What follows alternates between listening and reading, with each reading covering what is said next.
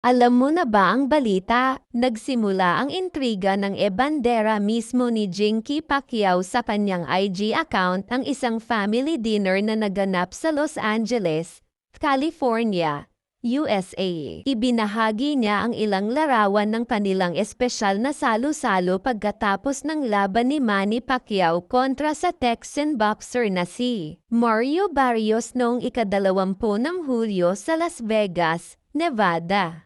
Makikita sa mga post ang masayang mukha ng pamilya, at nilagyan pa ito ni Jinky ng caption na, "Tonight deserves something special. Family dinner time. Cherish ang family moments." May kasamang hashtags na #LoveandLaughter at #GodIsGood na lalo pang nagpainit ng usapan. Hanggang ngayon, hindi pa rin pinapangalanan ang sinasabing girlfriend ni Jimwell. Pero sa mga larawang kuha at na-share, eagle-eyed fans ang napansin sa suot nito, isang loose mini dress at light jacket. Mas lalong lumakas ang haka-haka nang mag-viral ang isang video na galing mismo sa FB page ni dating Ilocos Sur Gov, Chavit Singson. Sa clip, maririnig si Jinky na casual na sinabi kay Chavit, "Maging lola na ako.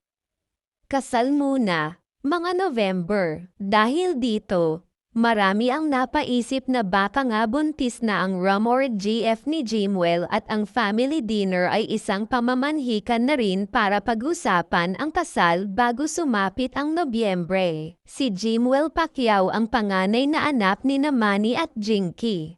Tulad ng ama, sinusubukan niya ang mundo ng boxing, kaya't matagal na rin siyang nasa Amerika para mag-training. Matatanda ang dati na siyang na-link sa mga celebrity gaya nina Arabella Del Rosario at Heaven Peralejo. Pero nitong mga unang buwan ng taon, nakita si Jimwell na holding hand sa isang mystery girl habang kasama ang kanyang parents, na posibleng ito na rin ang GF na pinag-uusapan ngayon. Hanggang ngayon, wala pang opisyal na pahayag si Jimwell o ang Pacquiao family tungkol sa estado ng kanyang love life o sa totoong dahilan ng kanilang pagbisita. Pero habang wala pang diretsong kumpirmasyon, buhay na buhay ang mga Marites at fans sa pag-aabang kung magiging lola na nga ba si Jinky bago matapos ang taon.